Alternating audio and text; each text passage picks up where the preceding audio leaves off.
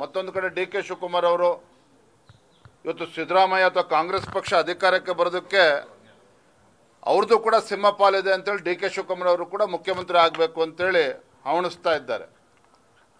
ಸಿದ್ದರಾಮಯ್ಯನವ್ರು ಏನಾದ್ರು ರಾಜೀನಾಮೆ ಕೊಟ್ಬಿಟ್ರೆ ಡಿ ಕೆ ಶಿವಕುಮಾರ್ ಮುಖ್ಯಮಂತ್ರಿ ಆಗಲೇಬಾರ್ದು, ಯಾವುದೇ ಕಾರಣಕ್ಕೂ ನಾವುಗಳು ಮುಖ್ಯಮಂತ್ರಿ ಆಗಬೇಕು ಅಂತೇಳಿ 8ರಿಂದ 10 ಜನ ಸಚಿವರು ಮುಖ್ಯಮಂತ್ರಿಯ ಆಕಾಂಕ್ಷಿಗಳೇನಿದ್ದಾರೆ ಸಾಲಿನಲ್ಲಿ ನಿಂತಿದ್ದಾರೆ. ಇದರ ಮಧ್ಯೆ ರಾಜ್ಯ ಇವತ್ತು ಬಡವಾಗಿದೆ, ಅಭಿವೃದ್ಧಿ ಇಲ್ಲದೇ ಭ್ರಷ್ಟಾಚಾರದಲ್ಲಿ ಮುಳುಗೋಗಿರ್ತಕ್ಕಂಥ ಕಾಂಗ್ರೆಸ್ ಸರ್ಕಾರ.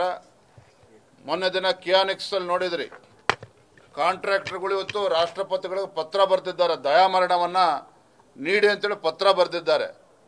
ಇವ್ರು ಹೇಳ್ತಾರೆ ಸಚಿವರು, ಹಿಂದಿನ BJP ಸರ್ಕಾರದಲ್ಲಿ ಭ್ರಷ್ಟಾಚಾರ ಆಗಿದೆ, ನಾವು ಅದೆಲ್ಲ ಪರಿಶೀಲಿಸಬೇಕು ಅಂತೇಳಿ 2 ವರ್ಷದಿಂದ ಹಾಗೆ ಹಿಡ್ಕೊಂಡು ಕೂತಿದ್ದಾರೆ ಕಡತಗಳನ್ನು. ಅಂದರೆ ಎಲ್ಲೋ ಒಂದು ಕಡೆ ಕಮಿಷನ್ ದಂಧೆ ಹೆಚ್ಚಾಗ್ತಿದೆ ರಾಜ್ಯ ಸರ್ಕಾರದಲ್ಲಿ, ಕಾಂಗ್ರೆಸ್ ಸರ್ಕಾರದಲ್ಲಿ.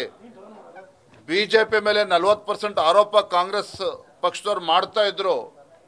ಇವತ್ತು ಕಾಂಗ್ರೆಸ್ ಸರ್ಕಾರ ಇದು 60% ಸರ್ಕಾರ, ಕಮಿಷನ್ ಸರ್ಕಾರ ಅಂತೇಳಿ ರಾಜ್ಯದ ಜನ ಇವತ್ತು ಮಾತನಾಡ್ತಾ ಇದ್ದಾರೆ.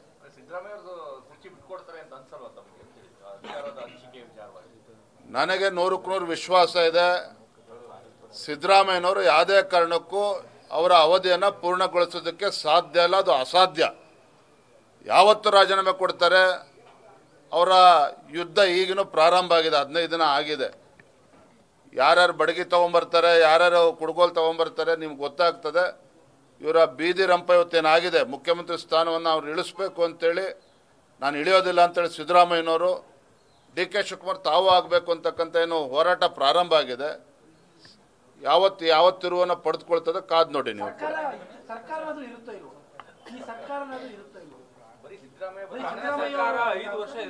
ಮುಖ್ಯಮಂತ್ರಿ ಸಿದ್ದರಾಮಯ್ಯನವರು ಮುಖ್ಯಮಂತ್ರಿ ಕುರ್ಚಿನಲ್ಲಿ ಅಥವಾ ಮುಖ್ಯಮಂತ್ರಿ ಪೂರ್ಣ ಅವಧಿಯನ್ನು ಮುಗಿಸೋದಕ್ಕೆ ಸಾಧ್ಯ ಇಲ್ಲ.